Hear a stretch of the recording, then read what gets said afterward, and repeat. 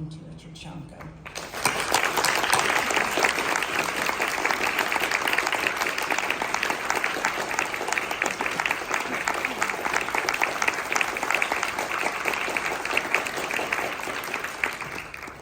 Thank you so much, Marceline. Wow, here we are. Welcome to the convention. We've already heard two fantastic presentations, and I'm eager to hear more. I'm eager to see more. It's amazing to see you all here, smiling, ready to go. I'm honored to be addressing so many talented and successful musicians. Friends and colleagues like all of you in this room today are precious and so appreciated. I believe we all share similar and important overlapping missions, whether they be teaching, performing, composing, healing, or advocating on behalf of great music. I'd like to thank Marceline Lee, not just for introducing me today, but especially for her 2 years of service, excellent service, and leadership as our state board president, and for all of her years of service.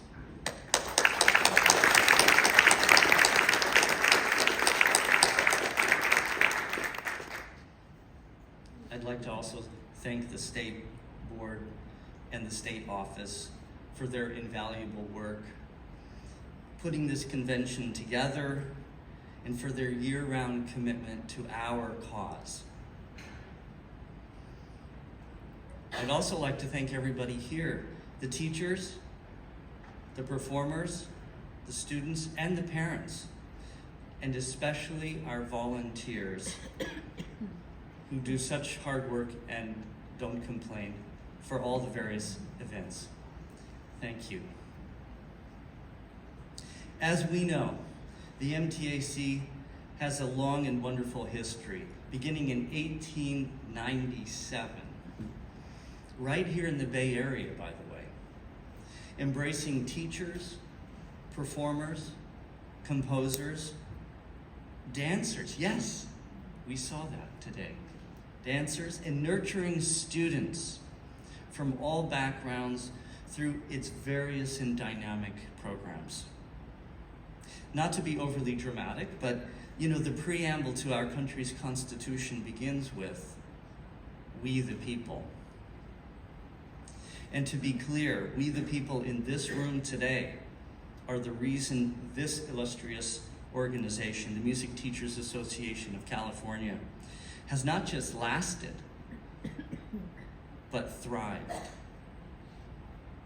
Its essence is found in that symbiotic student-teacher relationship, in passion for music, and in selfless volunteerism that you have all experienced and contributed in your tireless efforts to keep inspiration alive in your students, in your family, and our larger community.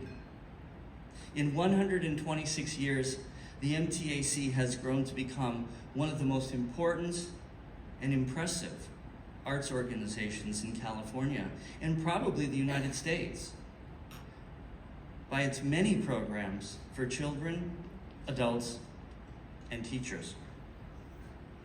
And regarding my own 29-year membership, it has proved so very rewarding for me and my students to take part in its many offerings. I remember when I moved to California in 1993, I was asked to adjudicate both the North and South panels, the finals. This was very good luck for me as a new professor and a newcomer to California. I was so impressed by the organizing and the teaching and the talented students that I joined immediately the Sacramento branch. It reminds me of that Groucho Marx joke where he says he'd never be a member of a club that would have someone like him for a member. I even have a badge. Thanks for letting me be a member. But previous to moving here, while a teaching fellow at the Juilliard School, living in New York City, with Groucho Marx's niece, by the way, Chico Marx's daughter, Maxine. I lived with her for 5 years. That's beside the point, actually. I had many opportunities to hear and see musicians coming out of California. And I thoroughly suspected in my mind a presumed vibrant and sophisticated music scene in California. And that teaching there must be first rate and the students ultra committed. Well, I was right. And I still observe this today, thankfully. During my 30 years of teaching on the piano and chamber music faculty at California State University, Sacramento, and also in my private studio, I have enjoyed working with and advising students from many varied backgrounds, including ethnicities, religions, skill sets and experience levels, ambition levels, etc., etc. I'm sure you all have as well. After all, each student is unique. And yes, we find that a student's family has great influence and their involvement can vary greatly. Having said that, I feel confident in pointing out how the commitment level in our great state is high and the desire for self-improvement seriously notable. Not every student, however, wants to make a career in music, as we know. For those who might, not every one of them wants to be a performer, or a teacher, or a composer. There are actually many paths possible to take in an effort to invent oneself and one's career. While some like the control or the intimacy of playing solo music, others prefer the camaraderie of duo partnership or other chamber music, or even larger ensembles such as band or choir or orchestra. And still others are drawn to researching and analyzing the great composers and their repertoire. There are indeed many paths one can take. We have all had students who love music, or at least like music, and wanted to be a part of their life journey in some way, but are not sure how. This is where teachers are so important. I would like to tell you how greatly I appreciate all my teachers, especially Audrey Bart-Brown, Thomas Schumacher, and Rudolf Verkushny, for pointing me in a solid direction and keeping me inspired and excited at all times. I received my early training, what I consider to be pretty exceptional training, from Audrey Bart-Brown. The training she gave to me consisted of scales, arpeggios, chords, cadences, double note scales, double sixth scales, octave scales, trills, Hanon, Czerny, Philippe, and also sight reading, alongside repertoire. And I loved it. Lessons were once per week until they became twice per week. And when I was ready, theory classes and ear training classes met with the big kids on Saturday. What an honor this all was for me. Audrey and my parents made me believe and completely buy into this. Wow. The idea that I was ready or advanced enough spurred me on. This third session on Saturdays also had us students performing for each other, of course. As many of you offer performance classes, I know. And we listened to records sitting on the floor, following along with the score. Early on, I remember being a little reticent about page turning while the others looked on. What if I messed it all up? I was thinking. We each had that role as page turner from time to time, rotating the responsibility. And soon we each gained the confidence needed by doing it. At these classes, we also sang, we read poetry, we told stories, and we even ate foods from the very cultures represented by the repertoire we were working on. For example, Spanish music, Spanish food. French music and poetry readings. That was amazing. German character pieces with period costumes and storytelling and sausages and beer. Okay, no beer. We were a little young. But smartly, the families provided the food. Really, the family relationships and the camaraderie amongst the students was a huge and positive factor, a big motivator. Peer pressure and role models, always with love. My then young friends, Jeremy Dank and Jeffrey Burleson, and so many others, all experienced this most creative teaching. It was a bit busy going to Audrey's house 3 times a week, but it never felt like any of this was a waste of time. I was never bored. Interesting to think back on our days as students, you know. I didn't always want to do what she demanded. What kid is always easy, right? I had other things I wanted to do, like basketball and baseball. I liked running and racing and frisbee and fishing and cars. I liked cars. And then girls.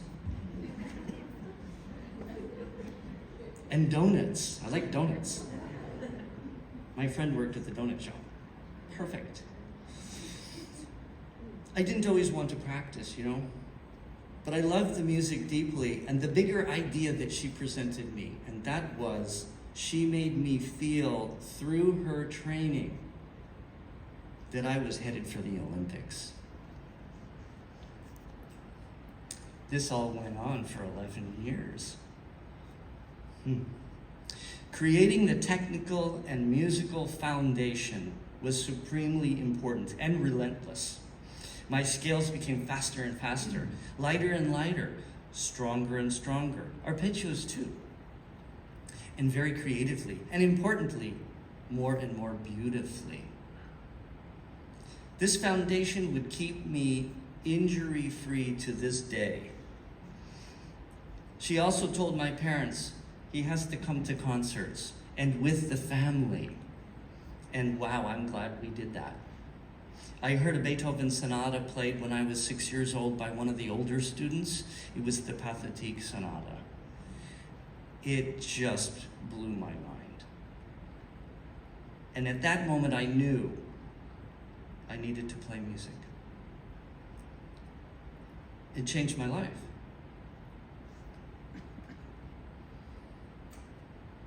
I've never thought about doing anything else.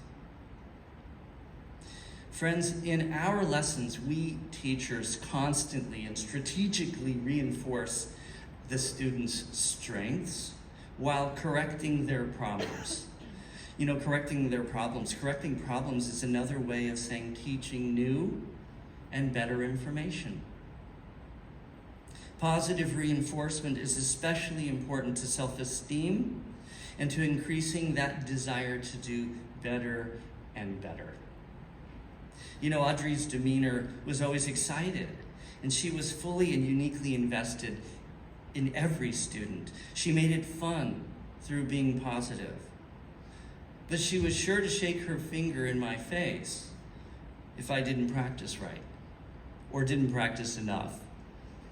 One thing I cannot overstate is that she made her expectations always clear.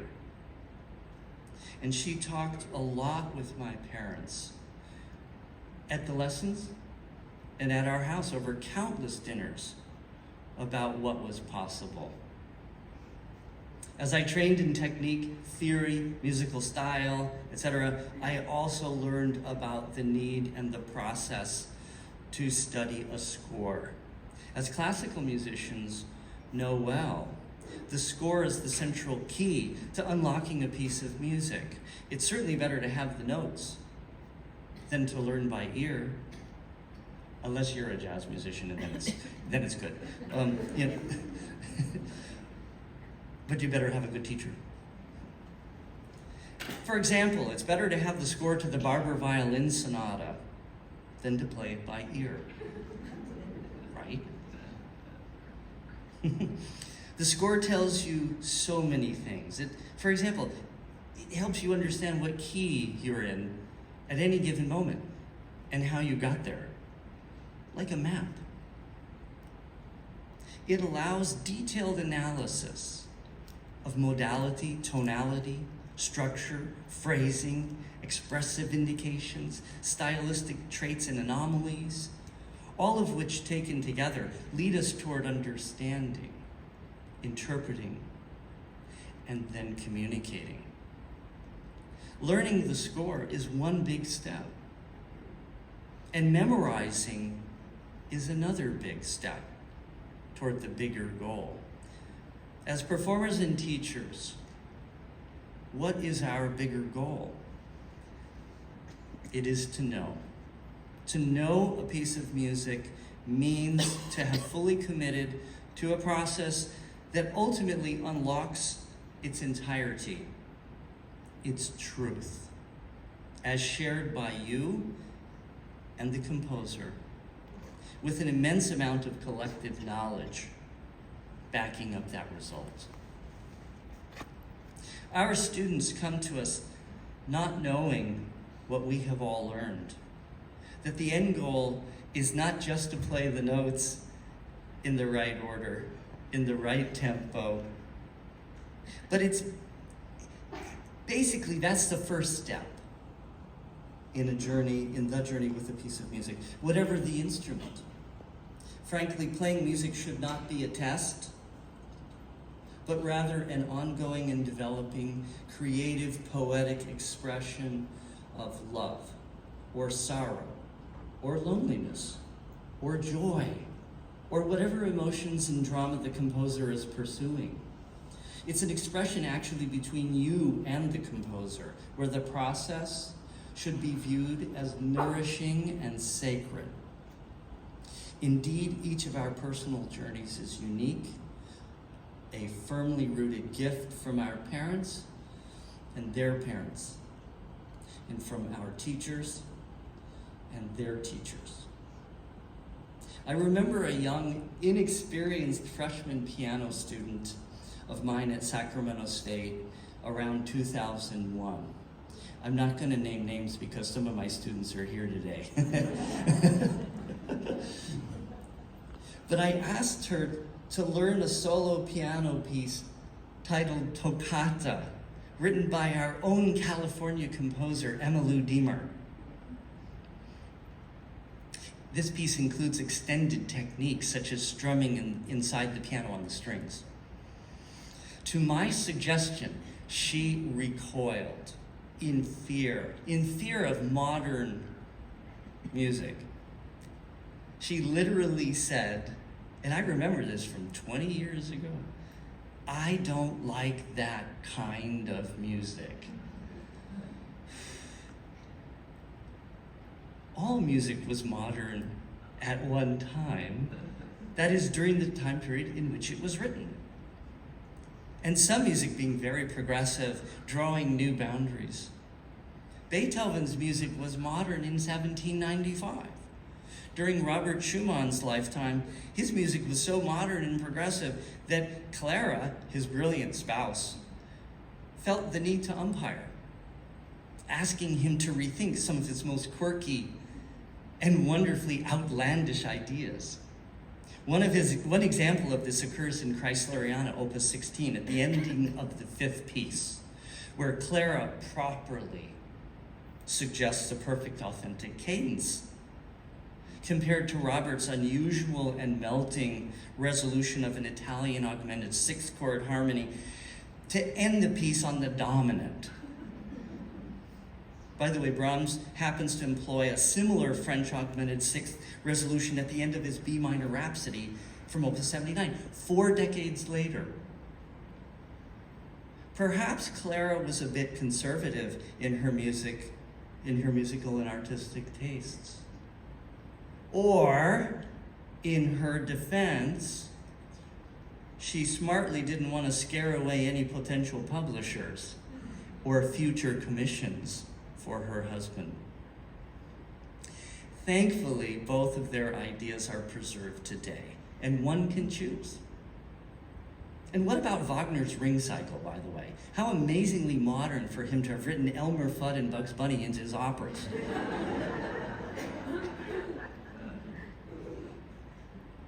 In any case, my former, getting back to my student now, her reaction was so funny to me when I asked her to play Emmylou Diemer's Toccata. But at the same time, I realized she just didn't know how to hear it or how to think about it. Well, eventually she learned it. She performed it and ended up loving it wholeheartedly.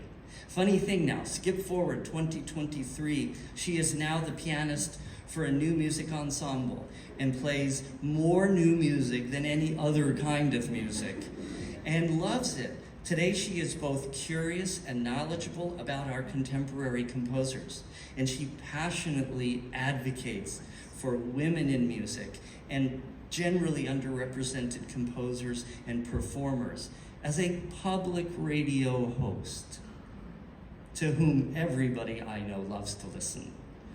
So great that she saw the light and preaches it well, and to a large audience, I might add.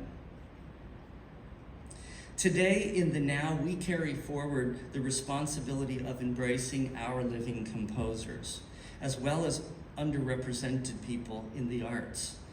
Think of your own successes and how you were helped at crucial times when you needed help the most.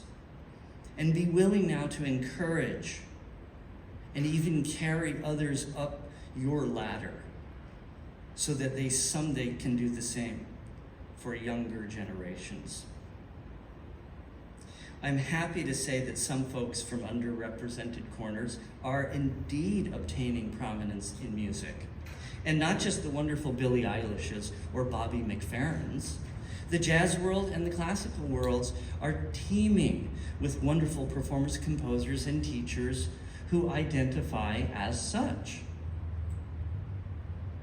We in the know have long enjoyed the music of Clara Schumann and Fanny Mendelssohn, Lily Boulanger, Cécile Chaminade, Florence Price, Teresa Carreño, Amy Beach, Rebecca Clark, Margaret Bonds, Germaine Taillefer, Ethel Smith, Marion Gideon, Undina Eliza Anna Smith Moore, and others, not forgetting Hildegard. And recently, we are still learning from and enjoying music by living composers such as Miss Diemer, Sofia Gubaidulina, Karen Tanaka, Gabriela Lena Frank, Libby Larson, Jennifer Higdon, Chen Yi, Ellen Taft-Zwilich, Mari Kimura, Rachel Portman, Joan Tower, Reina Esmael, Hyoshina, Maria Schneider, and Catherine Hoover. And by the way, Kaija Sariaho just recently passed, just 3 weeks ago. Thankfully, this list could go on and on and on. It's longer than we have time for.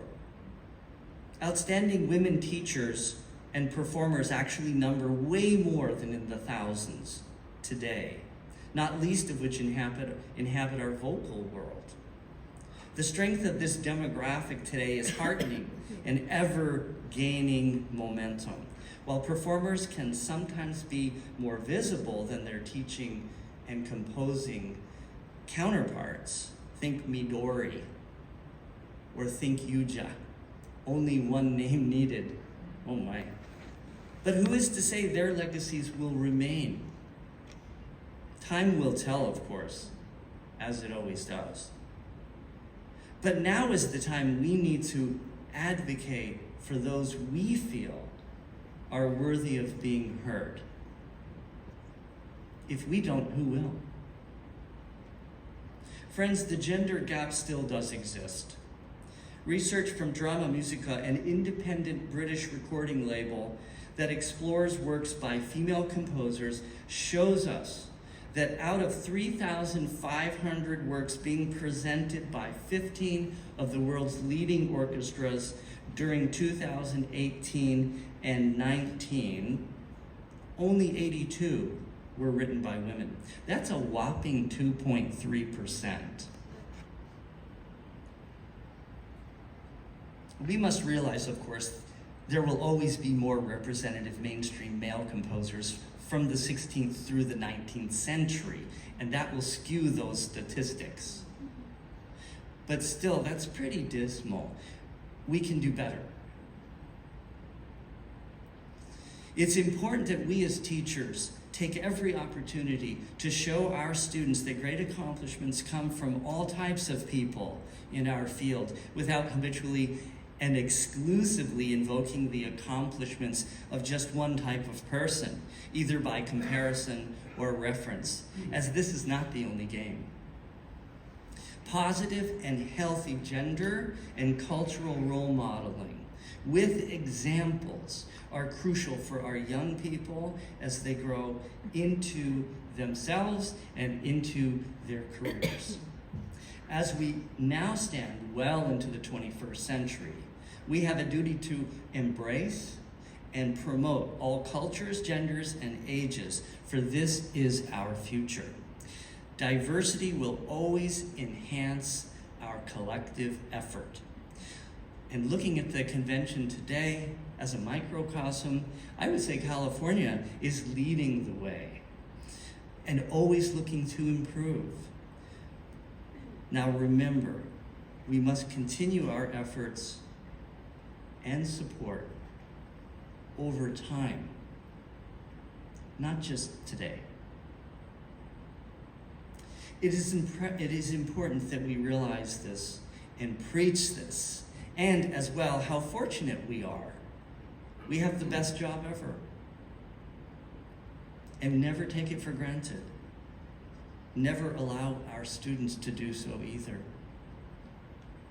To compose, learn, and play music is as much a privilege as a catharsis. To enjoy a live concert is a blessing and can be transformative. To teach young or old people is a great and honorable responsibility. And to pass on generational knowledge is an obligation. I personally have many students whose families wholeheartedly embrace these ideas, and I'm betting you do too. You know, these days we find ourselves online a lot, tied to our devices, on screen. It's a recent phenomenon, and it's not totally how life should be, as we know, even though it can be very interesting and informing. Socially, there are some who find refuge in the anonymity it allows, as well as living behind the mask. But face-to-face relationships, whether parent-child, teacher-student, or friend-friend, still hold tremendous benefit from the personal contact specifically. Music study, performance, and listening all benefit from the in-person element. Exclusive exposure to electronic rendering of acoustic sound doesn't allow the ear to develop fully. However, I am still a very big fan of listening to recordings, especially historic recordings. How many challenges have we all faced in the last 3 years? How many events canceled or rerouted, especially early in the pandemic? During this period, many good, important tech improvements were made to the equipment that we needed and still need to continue our work, thankfully. But still, giving viola or violin lessons virtually is difficult to sustain for both teacher and student. Demonstrating bow technique becomes a huge challenge. Hearing color and quality in the sound is another challenge, even with the best setups. Voice lessons online have their immense problems. Fingerings for pianists, especially the left hand, especially viewing either hand over the other depending on the angle of the camera. You can go for 3 weeks or 5 or 3 months with bad fingerings because you can't see it. Across the board, I would say live lessons and live interaction mostly produces better results. The world continues to shrink smaller and smaller with the internet and technology connecting people from far and wide, as well as past and present.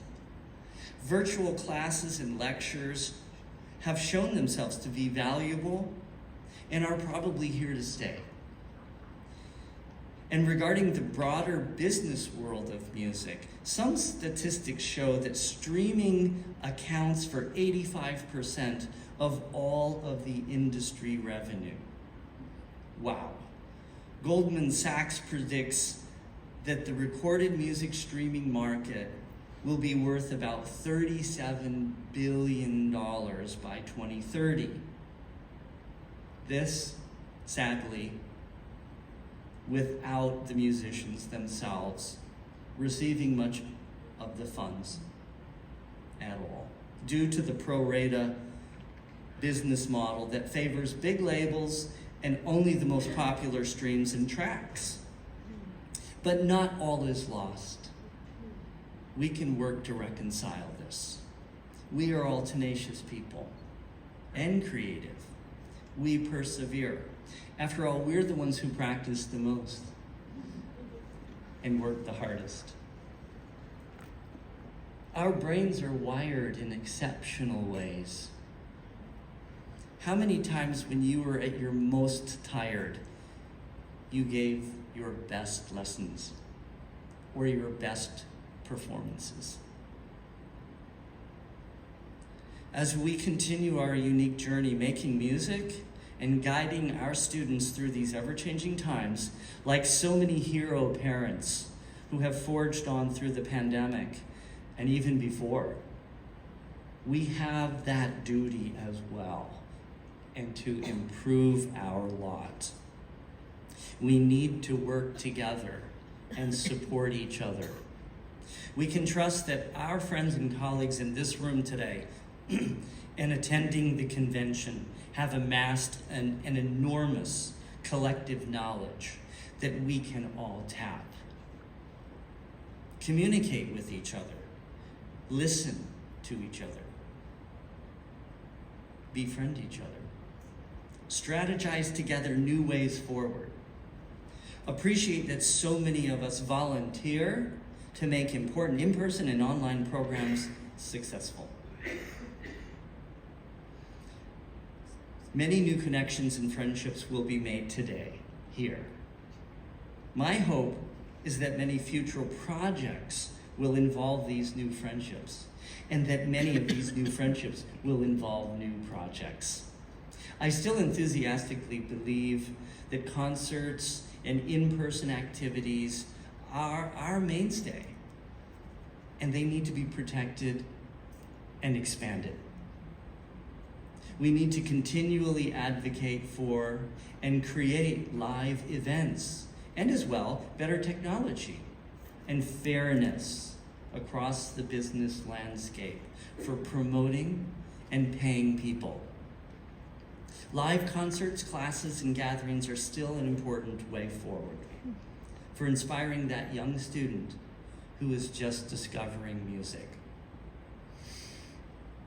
As I mentioned before, I do believe we all share similar and important overlapping missions, whether they be teaching, performing, composing, healing, or advocating on behalf of great music. What we do is noble and beneficial to society and humanity.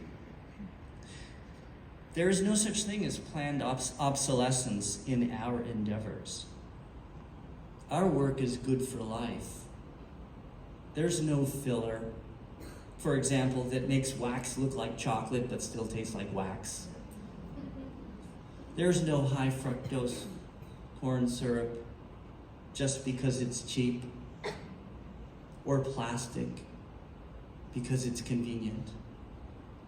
What we do in our pursuit and dissemination of our art is pure and redeeming. Know this, remember this, teach this. As we make friends today and this weekend, we will share our experiences and our ideas, our triumphs and our failures, perhaps, stories of our student accomplishments and our love for music, and dreams of what will come.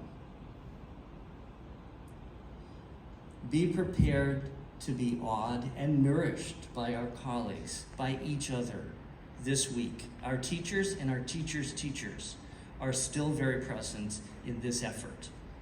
It's an exciting agenda for which I am grateful. Thank you for having me. Enjoy the convention.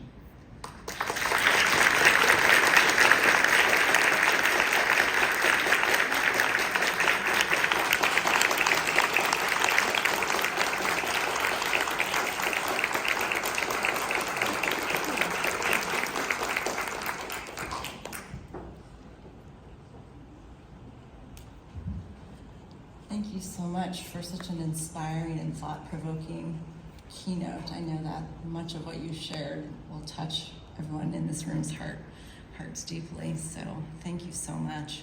I hope you are able to attend Richard's other sessions. At 2 p.m. today, he's giving the piano solo masterclass in the theater, and tomorrow at 1 p.m. he is given a session entitled Cantabile Preferred right here in this ballroom. So on behalf of the entire state board and the state office staff, we hope that convention inspires you, offers abundant opportunities to connect with your colleagues, and kindles excitement for the teaching year ahead. This concludes our opening ceremony. Thanks so much for coming, and I wish you a wonderful convention.